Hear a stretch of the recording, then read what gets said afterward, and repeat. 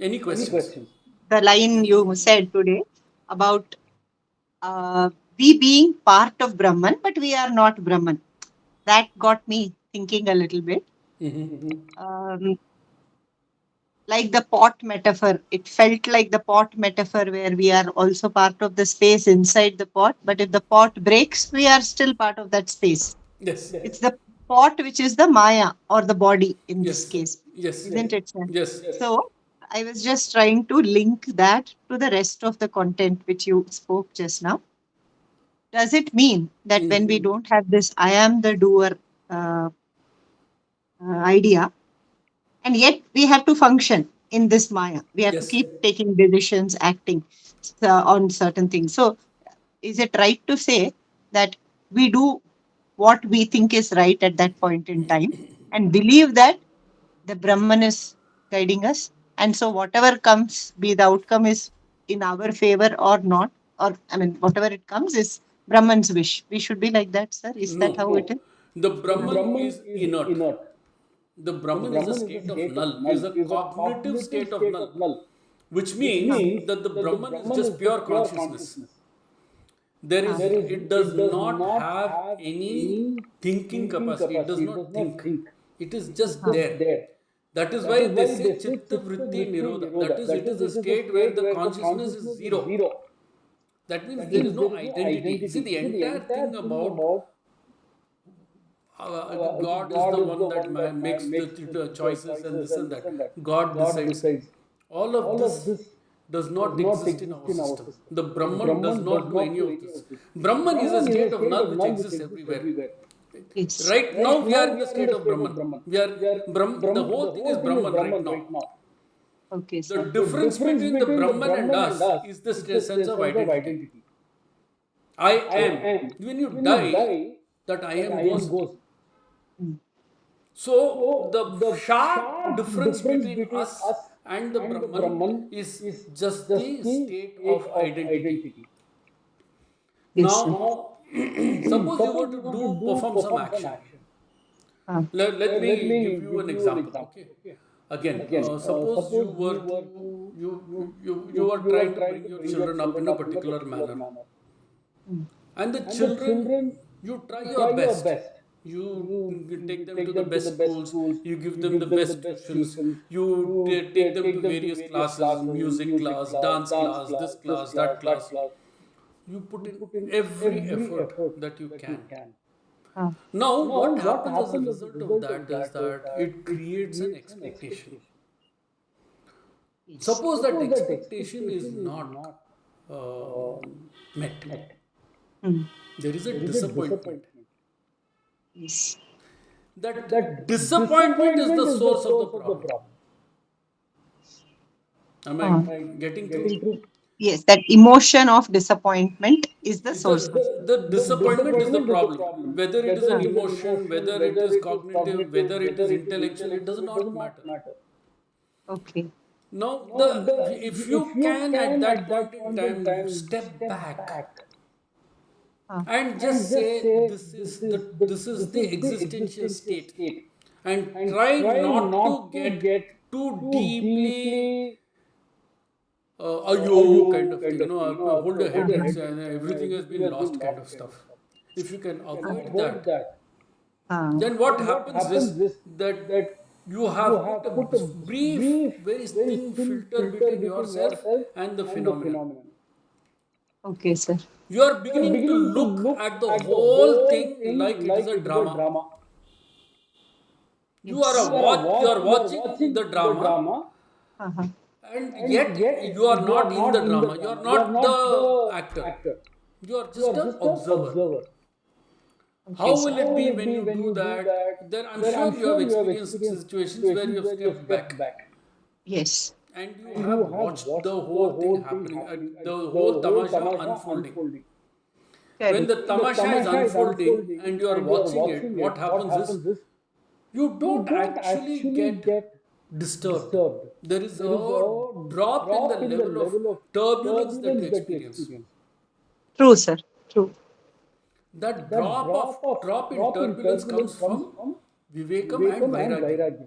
The recognition that that particular thing You cannot, it's a temporary phenomenon, and stepping back means that I am not the doer. So fundamentally, where you can control the outcome, you do control the outcome.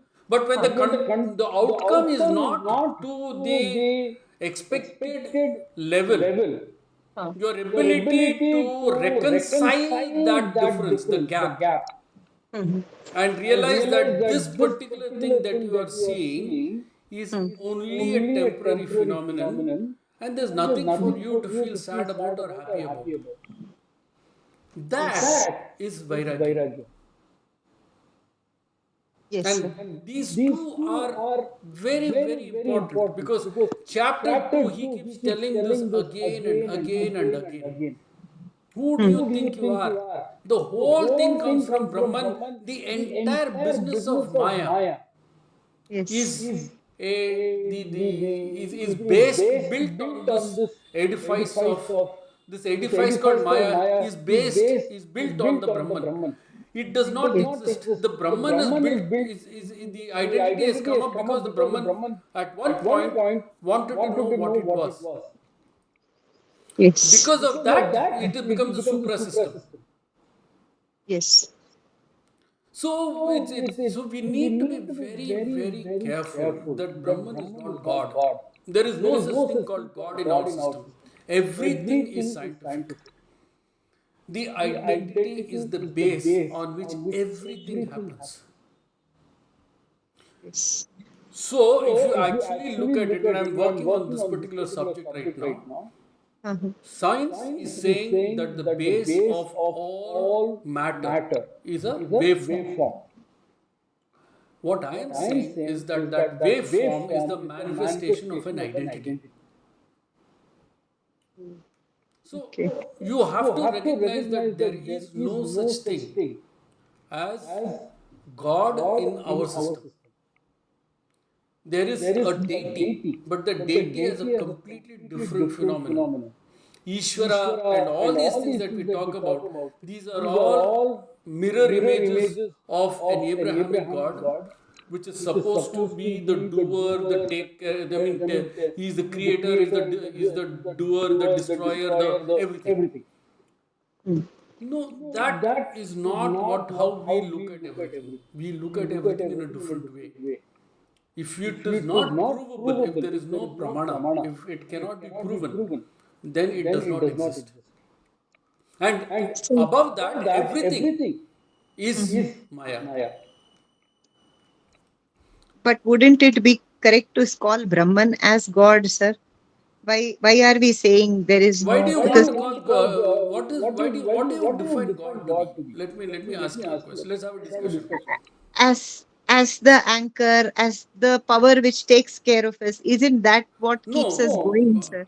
No. Why? I'm finding that bit a little difficult to I understand, sir. understand, because what has happened is we have been so used to being told that God is the one to whom you can hold on to, and that God will help you in your travails of life. The God, unfortunately, that we have been told we should hold on to is the Abrahamic God. Our sense of Sri Krishna or of Rama or of Devi or anything, that particular deity is a deity, it is not a God. And the deity is a mirror image of who we are. That is why it is called Pratibha. That is what we go in to that deity is the deity will give to us what we go to it. What you put in, you will get out. That means The your mirror, investment mirror and image. so the deity's job is not to protect you from your Prarabda Karma. Because if Prarabda Karma exists, God cannot change your Prarabda Karma. In fact, throughout Srimad Bhagavad Gita, Sri Krishna says your karma is your own. True, sir. No, I I'm not cannot take even. your karma. Yes, sir. I'm not suggesting that the Prarabdha Karma should be changed. In this discussion, I felt that, sir, whether even if the Prarabdha Karma is not changed, we go through what we have to go through. Yet, having that power, believing that power will guide you to go through it smoothly, I feel. Then why are we going to temples, sir? Why is there a Ram Lalla? I'm getting that much confusion. Why do we do so much? No. Isn't it giving us comfort? Yes. Somewhere, not comfort may not be the right word, but he's the controller. So all I'm asking is, sir, what you are calling Unfortunately, Brahman, is it not God? no. See, the No? problem is, madam, Huh. that we are so fragile. We Huh. human beings are so fragile Huh. that we want someone to hold on to, because the external world is so daunting, so intimidating. The relationships that we have is so scary. Sometimes somebody says something, you don't know how to respond. You respond in one way, it ends up in an argument. All of this we don't want. Basically, we are people who, we all human beings want peace. Yes. And we are, we want an anchor. We want something that we can hold on to, which we say that this thing can take me through this samsara sagara. This Yes. particular entity can I can hold on to, and it will change my fate and take me across the samsara sagara. See, I could easily tell you that God exists and this and that, but in Correct. this class we are seeking the truth. So, Yes, sir. Ramchandran sir, I'll come to you, sir. Please, just 1 minute. We are seeking the truth. I cannot, to use a very crude term, I cannot bullshit you. I must not. Yes, So, sir. so the thing is that I have to tell you what I think. I have Correct, to sir. tell you what the truth is, as I see it. It Yes, may sir. not be the truth in the absolute sense of the term, but I at the understand. same time, my own integrity is such that I must tell you what I think is it is. I understand, sir. So I am telling you my understanding so far. See, I also go to temples, but the Huh. reason I go to temples is for a very different one. It has got nothing to do with God backing me up and things like that. Okay, Now, sir. the gods that I go and visit are all very specific deities. Mm-hmm. I go to my Kuldev because the Kuldev is a family deity. Mm-hmm. So the deity is a family member. Mm-hmm. Similarly, Ishtadeva, I too Yes. have an Ishtadeva. That Ishtadeva for me is not somebody who will protect me. That Huh. Ishtadeva is a role model. Okay. Okay, sir. Okay. So for Uh-huh. example, my Ishtadeva is Hanuman. Huh. So I use Hanuman as the mirror on which I must change. Oh, I measure my behavior mm. according to what I know of Hanuman. Okay, sir. The Got you, sir. Hanuman is not there to protect me. Mm-hmm. It is my Prarabda Karma. Mm-hmm. Whatever actions I have, Yes. I have come down. I have now got a life to exhaust or reconcile. Yes. These are all the these have to be borne by me. These have Yes. to be experienced by me. For me to Mm-hmm. think that Hanuman is going to protect me through all of this is incorrect, because that has never happened. Mm. Okay, Mm. so that is basically how I view everything. I say that the Prarabdha Karma that you have, and the thing is about Prarabdha Karma is very interesting also. Mm. If you start becoming more and more vairagyam, if you increase your Mm. level of vairagyam, the Mm. karma will increase its pace. Mm-hmm. Because today the amount of karma, you've come with a particular karma. Now I'll give you an example. Suppose you're using GPS. You Mm. want to go from Chennai to, let us say, Bangalore. Mm. The GPS will say estimated time of arrival is so and so. Mm. But if you drive faster, It will keep changing. Mm-hmm. Prarabda Karma is somewhat like that. You've been born with a particular amount of karma to be experienced or to reconcile. If your identity, if the jnana in quotient increases, then karma actually begins to increase its pace. The amount of karma that you begin to experience becomes more. You become more sensitized to it. I mean, please try it out. Please Yes. try that experiment. You Mm-hmm. you give yourself a because increase your try and increase vairagyam. Vairagyam. Okay, sir. As you increase vairagyam, you'll see that you're actually experiencing more and more and more karma. Okay. The pain, the amount of pain that you will be subjected to will increase actually. Uh-huh. So it's a very interesting phenomenon. Please do try and experience it. Right, sir. Okay, sir. But I'm not sure that there is somebody you can latch on to who will help you to. That I'm not sure. Okay. Okay, sir. Ramchandran sir.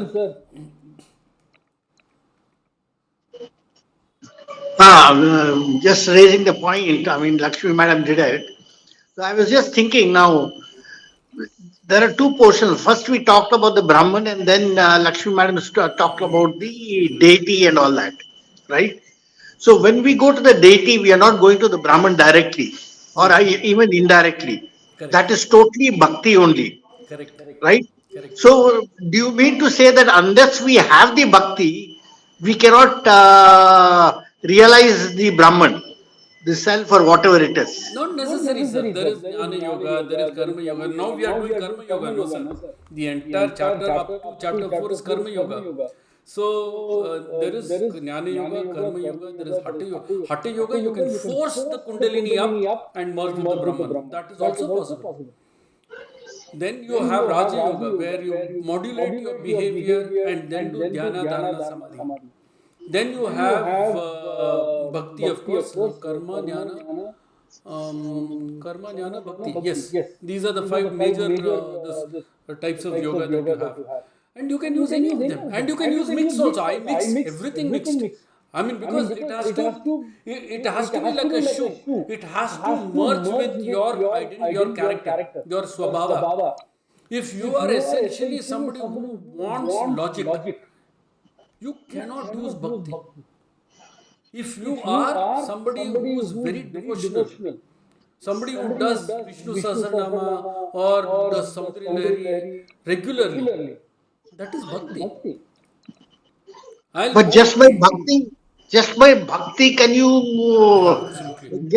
you get your prarabdha wiped off? Yes, absolutely. For example, let's look at a temple. Okay, the temple is a living Purusha. It's a living identity. It's a living being. That is the fundamental difference between our temples and the church or the mosque. A mosque is a structure.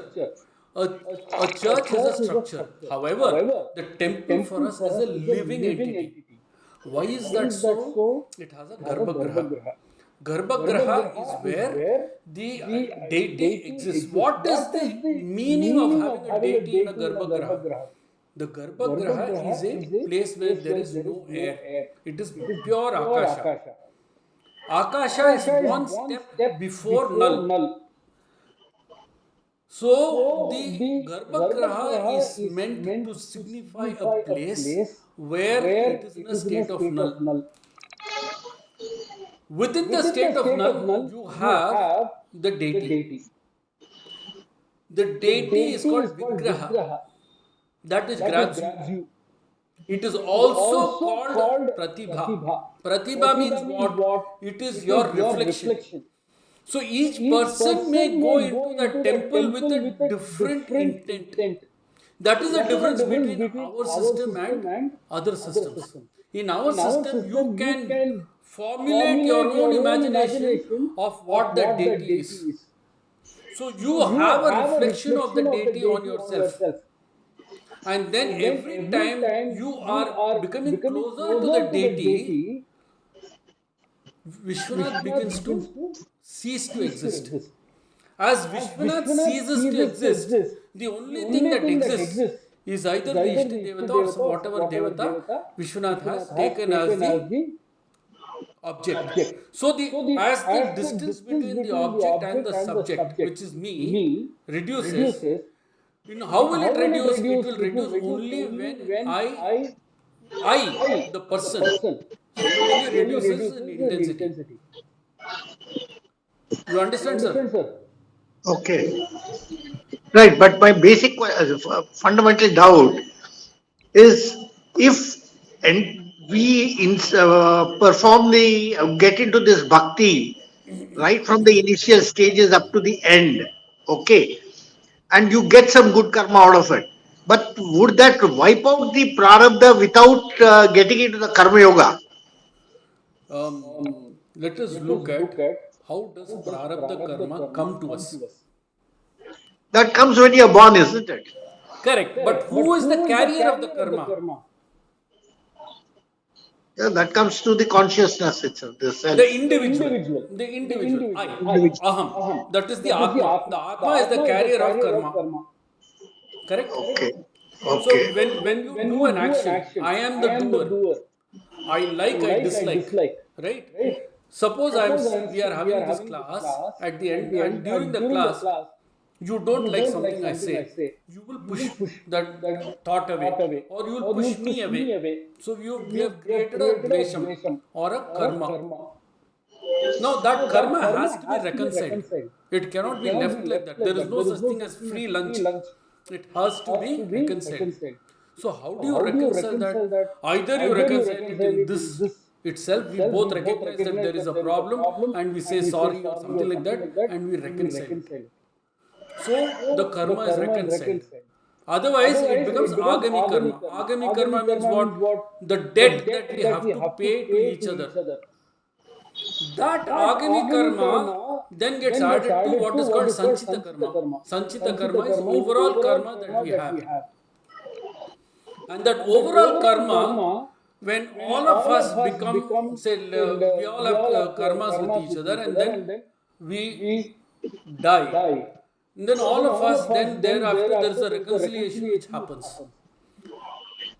This reconciliation then has to come back and has to be again resolved through karma.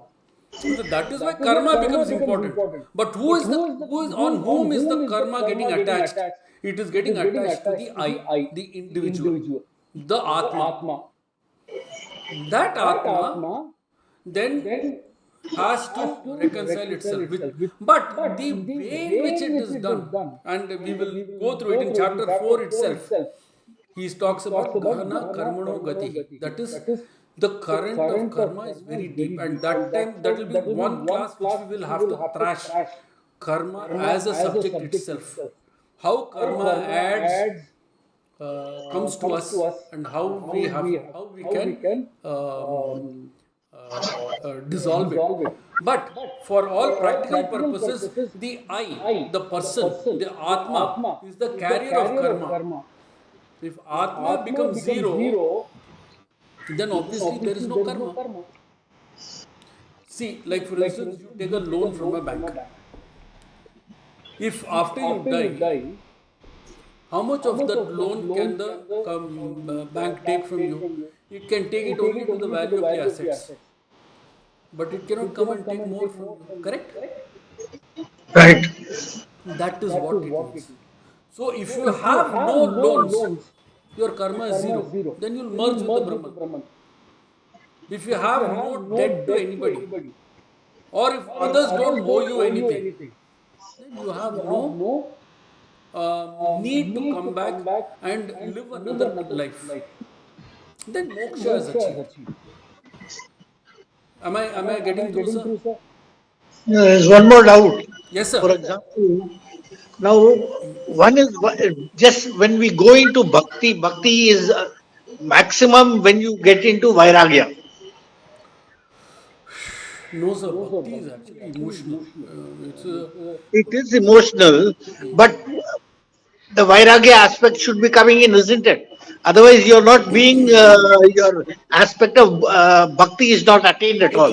Okay, okay. Now in Bhakti, the basic idea of Bhakti is what? Again, we go back to the understanding of Vigraha and Pratibha. Pratibha means you take, let us say that, um, okay, let me take, my Ishtadeva is Hanuman. So I go to a Hanuman temple regularly, and then what happens? I start thinking like Hanuman. Like what all, how Hanuman solved the problems, that how he met Sri Rama, the birth of Hanuman. For those that are interested in the birth of Hanuman, you have to go to a temple called Tirupulani, which is near Ramanathapuram, where Dasharatha did the Putra Kameshi Yajna, and then a pot was found, and then you go there. That this is how the source of Hanuman. And then from there you start going through each stage of Hanuman's life. And then slowly you start implementing that in your own life. As you begin to implement that, your breath becomes that of Hanuman. Because after all, Hanuman is Vayuputra. Then you begin to start slowly imbibing every aspect of Hanuman, until you reach a stage where Vishwanath ceases to exist and only Hanuman exists. This is the point when Vishwanath, when he ceases to exist, Vishwanath's karma ceases to exist. Because there is nobody on whom the accounting will go to. Am I making sense? Okay. Okay, I'm getting what you're saying. I'm getting what you're Let me saying. give you another example. It is not necessary that it should be only to in Hindus. There was a case, and there are times when the deity will protect you also. There are times when deities protect you. There was a time when there was a terrorist attack on a refinery in Saudi Arabia. These terrorists came and they began to attack the house of the various expats. And there was this very deeply religious Christian gentleman who was coming from the refinery to his house. And his car got attacked. And through the entire episode where he was in the crossfire, he says that he had the feeling of being protected. And actually, nothing happened to him. So it is not necessary that it should be only to a Hindu deity or whatever. Anything. If you're deeply committed and deeply engrossed in that particular object, that object begins to then slowly take over your entire psychological or your entire identity. And when that identity is completely nullified, your karma will slowly disappear.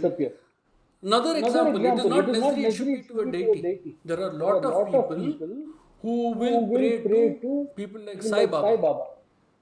If you will, Sai Baba is a huge thing. And Sai Baba, if you will see, there will be people who get vibhuti, kumkum and other things. And these are realities. It is not that it is happening in, it is some kind of this. Vidya madam, I'll come to you. So it is not a simple thing that we actually say that, this bhakti is a very, very deep subject. And it is not as simple as what we think it is. It is a relationship you have with the deity. It becomes you. And then your karma completely gets dissolved. Sir, have I answered your question? Yeah, more or less, yes. More or less, it's answered. My only point is when we do the bhakti portion of it, like you said, praying to Hanuman going to his birthplace and all that. So we start getting this one that we ourselves have become Hanuman. Correct. right? Correct. No, that's okay. But by that, what happens is only the sanchita karma is done. What happens to the prarabdha? Or that is also gone. Once Sanchita karma goes, there is no Prarabda karma. No, sir. So, Sanchita karma is the overarching karma. Under Sanchita karma, which is the overall debt that we have, comes Prarabdha karma, which is the debt which has to be dissolved now. So, as Okay. Prarabdha karma gets accelerated, it will draw from Sanchita karma. But at one point, there is no Vishwanath. When there is no Vishwanath, who is going to pay the debt? There is nobody to pay the debt. No. Okay. Okay. When there is nobody on whom you can say, you owe me, such a thing does not exist. Even though, see, the thing is that another thing that we have to recognize, that's why he says, Gana Karmano Gati, even Sri Krishna, because the way he killed Vali, there was a karma which meant that he had to be shot by somebody and killed. So, but at the same time, Sri Krishna did not have that feeling of doership. He was in a state of sthithaprajna. So, for him, it did not matter. So, no matter what was happening, he had reached a stage where that entire effect of this particular thing happening to him did not make an impact. Am I? Are you getting through?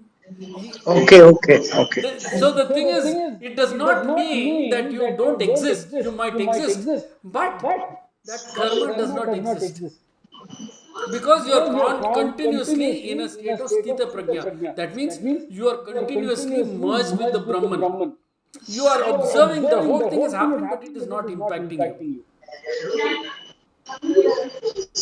Okay. Okay. I get it. Vidya Thank you. madam, no problem, sir. Vidya madam, Uh, yes, Namaskar, yes, sir. namaste. Sir, my question is came out of what you were speaking only. Okay, you just said that um, when we go to the Anjaneya temple and we think of ourselves as Anjaneya, sort of we merge in that. However, and then you said that the karma is finished. My question is that the karma is finished when you say that we are merged in Him, right? When we say merged, exactly what do we mean? See, who is merging? That's the first question. Who is the merging? Who is the subject? Who is the object? Okay, the I sense, the ahamkara, that I am separate from Brahman, that thing is merging into him and there is no more I, right? Correct. That is the thing. So, therefore, no karma, you say. Yes, madam. Now, the question is when people, so we are still alive, and technically speaking, we are still a separate physical body with a name, everything, and yet our karma, because of our taking our mind into that state, mind or I don't know what emotions, into the state of merger, nearly merger with the deity, our karmas are destroyed. Am I right? Can you repeat that? I'm a little.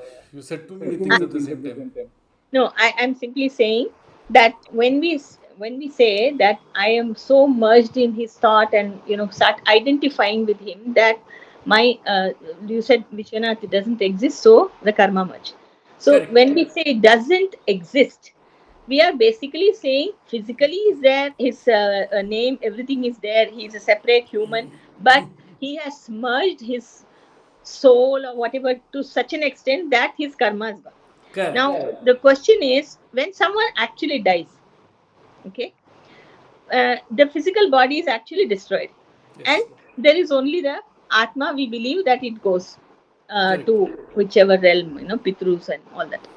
So, that time also, the physical body is ceasing to exist, and yet we say that Atma carries the karma to the next birth and has to suffer or enjoy the fruits of that karma which he had done when he was on this plane. So these are two opposite things, one where the physique itself is not there, died the person, Okay, and yet his karma is chasing him to be reconciled. Why the other state, we have a situation where the person is physically there, name, everything is there, but because of the intensity of his bhakti, or however we want to see it, he feels merged into his chosen Lord, that the karma is gone. So they are kind of absolutely night and day kind of things, aren't they? Well, let me go back to first principles. Okay, I am the doer.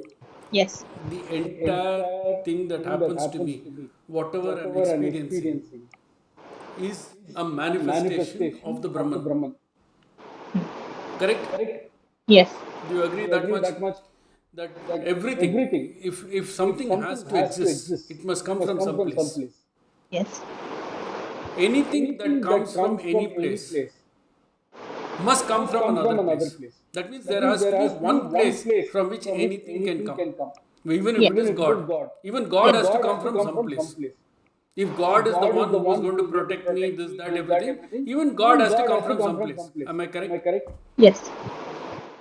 The only place anything can come from is zero. That null, that Null. Brahman. The state of null. This is the Yes. absolute truth of Brahman. Right. The first principles, we are all on the same plane. Correct? Yeah. So the minute you get out or you become an identity, the first experience you have is of fear. Do I exist? And that existential fear, anxiety, needs to be is to be confirmed that I exist. So Yes. the minute I get into a relationship with somebody, I immediately latch on to that person, and I have a like dislike, a duality. Ragam Dvesham. Raga dvesha. And then I get into a relationship and I incur karma. That karma becomes sanchita karma. It is called agamic karma as I am creating it. But Yes. because I create it with many people and it cannot be reconciled at the same time, it becomes sanchita karma, or the overall debt burden that I carry, Yes. the baggage I carry. This has to be reconciled in one form or the other if I want to merge with the Brahman. In order to merge with the Brahman, the person who is carrying the debt has to go. Only then the debt will go. How, For sir? So here I have a problem. If the person goes away, okay, and it is like saying a coolie is carrying a big luggage on his head, and the coolie just goes away dumping the luggage. The luggage is still there, na?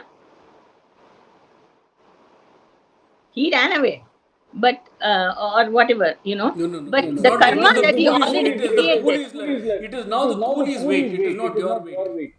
The coolie's weight has ceased to exist. Yeah, but The coolie I'm is not no longer talking. carrying the weight.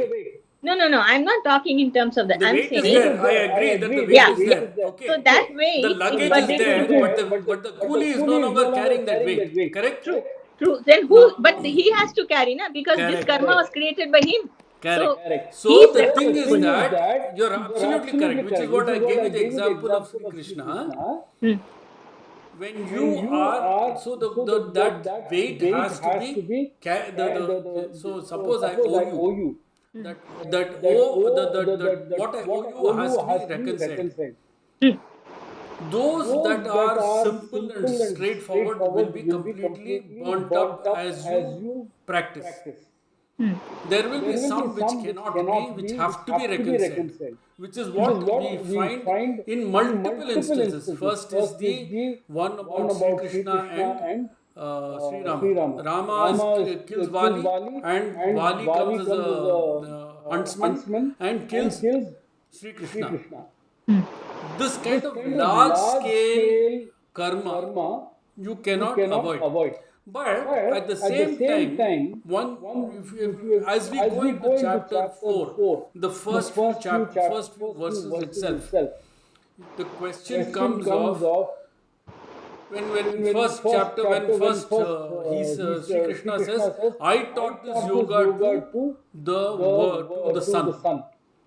Yeah. And Arjuna says, boss, how can you do that? The sun existed before you. And that is when the whole system starts. As to how much you remember at the end of this birth, do you remember? And then how much do you remember when you come back into life? And if you will see, we don't remember anything of our past birth. Yeah. And the reason we don't remember anything of this past birth is because we have so many filters between us. Aren't we designed to not remember? No, not by design. Okay.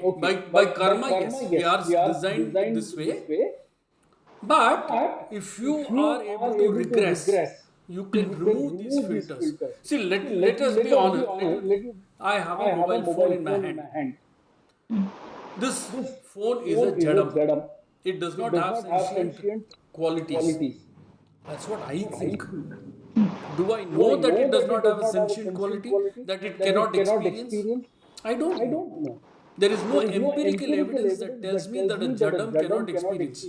Do I know that a jadam can achieve moksha? I don't. I assume that it does not because it is not sentient. So the point I'm making is that we have created many real and unreal figments of our imagination as barriers. And as we progress in yoga, we begin to remove these barriers. Two things happen. One is because of Vivekam and Vairagyam, we step back and watch as like a story that is unfolding. The second thing that happens is our sensitivity to other filters begin to increase. We are able to rip out those filters. And that is what I spoke about. I speak about continuously. Annamaya kosha, when you transcend, you become nirupa. For you, the rupa becomes, you do not look at form in the sense that normal people look at form. Then you go into pranamaya kosha. When you go into pranamaya kosha, you see the movement of various structures. That is artha, that is the earth, water, fire. You are able to observe that. Then you go to manomaya kosha. When you're in manomaya kosha, you start seeing guna, how the gunas are operating. And vijnanamaya kosha, you are able to then see how the whole thing comes together in the universe.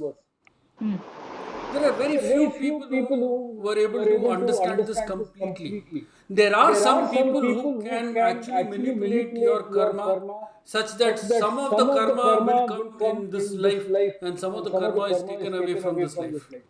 Sir, you're talking about real yogis and all like that, and on this plane, or you're talking about deities? Oh. Yogis. They can do that? Paramacharya could do this. Paramacharya is definitely known to have been able to do it. Okay. So they can lighten the burden for this one birth and then take some more to the next birth like that? Yes. But there is no free meal. Either if you do that, then the person must be so strong that, see, there is a transaction cost, no? When you take a credit card and you take something on credit, there's a 2% transaction cost, no? Yes. The great yogi has to take the 2% transaction cost on himself. Or he has to offload it to the person who's got to take the credit karma. Okay. So there is a transaction, but nothing is free on earth. So either you take the transaction or somebody else has to take the transaction cost. But it is possible. Theoretically it is possible, but you have to be very powerful. Must be very rare, sir. Very rare it should be. Very rare. So tapashakti has to be at a level which is very high, and you're like a condenser. See, if you will see the way our lokas are structured, Bhu is the earth, Bhuvar is the atmosphere, Suvar is the solar system, Mahaloka, Janarloka, Taparloka. Now Mahaloka is where the Maharishis are, and in all probability this is where our karmas get reconciled. Then we have Janaloka. Janaloka is the children of Brahma, where creation is coming into the entire game. Tapas is where really there is you can actually what it means is that you can transcend anything with tapas. And tapas does not necessarily have to be only using mantras. Tapas is anything.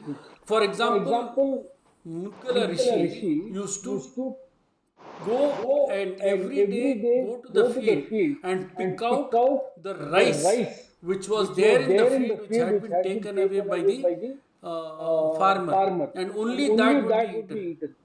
In fact, because his this particular thing, the word Unchivriti came from that. And so that is also tapas. Anything where there is restraint of the senses, the manas, is a tapas.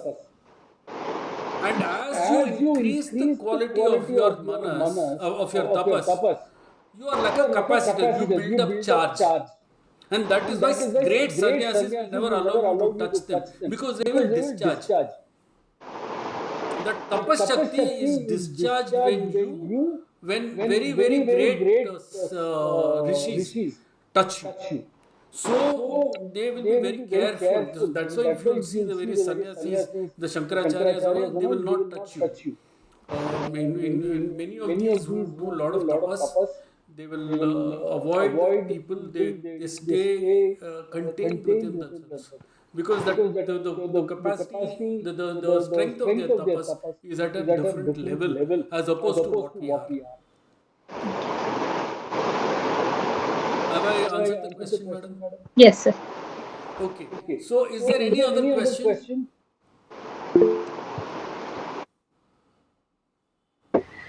Sir, I would like to point out one thing. Yes, madam. Yeah, see, normally we are quite familiar with this sloka: Guru Brahma, Guru Vishnu, Guru Devo Maheshwara, Guru Sakshat Parabrahma. So, Parabrahma itself is our Guru. So, probably when we are connected to that Parabrahma, then that Parabrahma will take us to next level. Absolutely. But you have to have the ability to cognize that. No? So you see, what is Guru? Guru Sakshat Param Brahma. See, the Gurus to cognize the state of null is an incredibly difficult thing. Can you cognize the state of null? It's very hard. So what you need is a guru who will take you through the process, who will build you into somebody who is then you are able to go off on your own. But the guru is the basic Via media.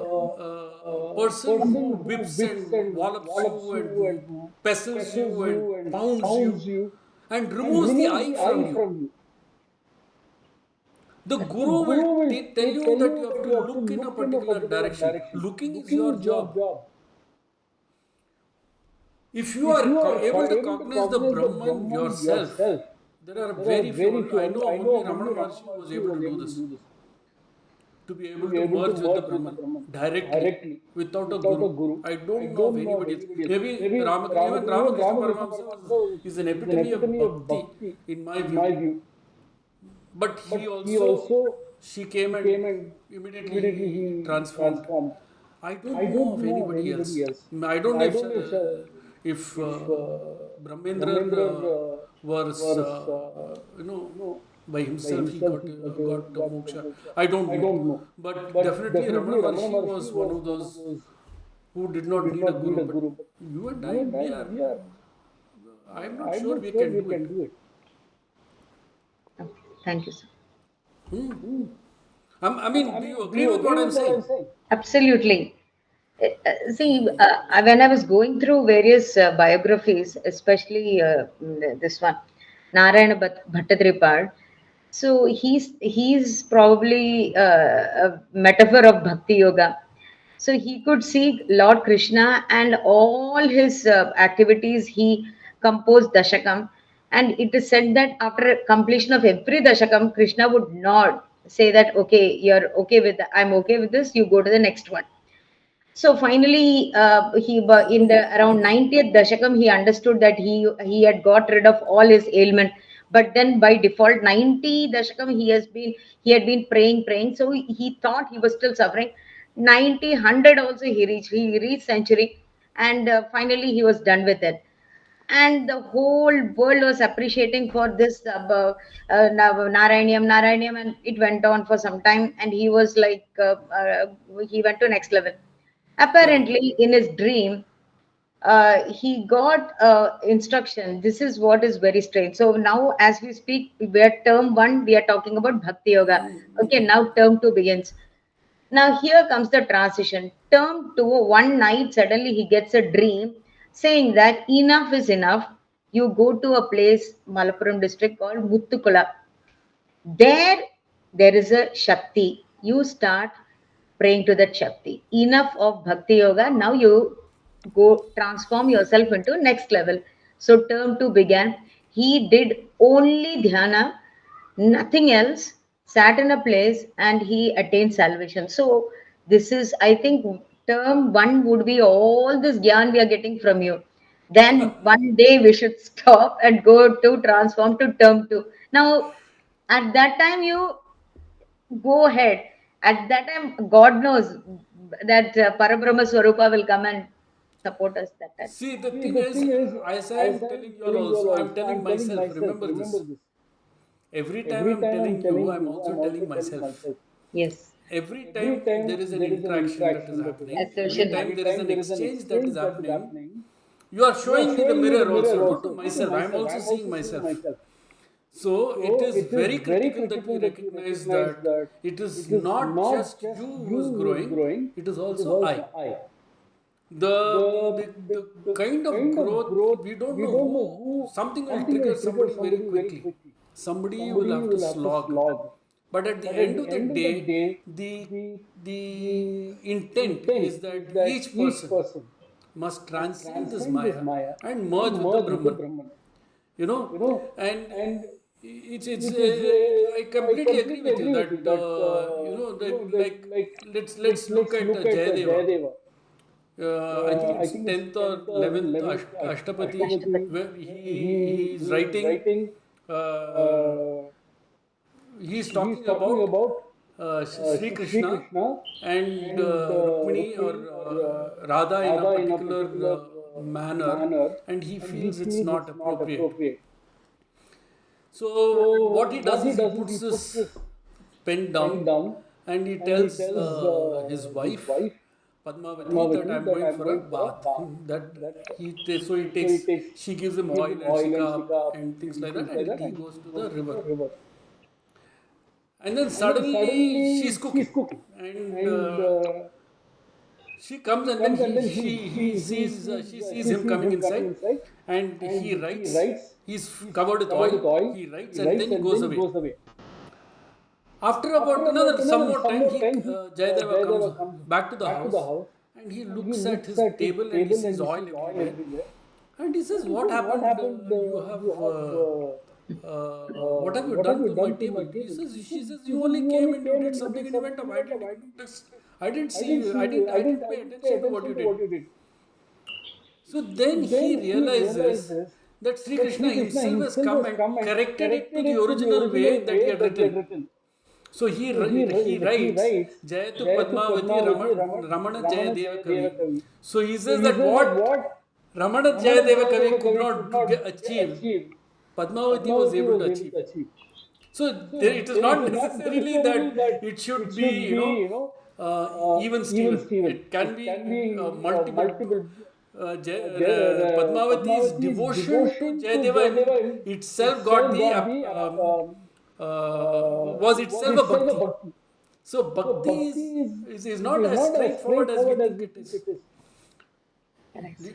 You get what I'm saying? Absolutely. Thank you very much. Thank you. Do like, share, and subscribe. For more information, please do visit my website www.schoolofyoga.in.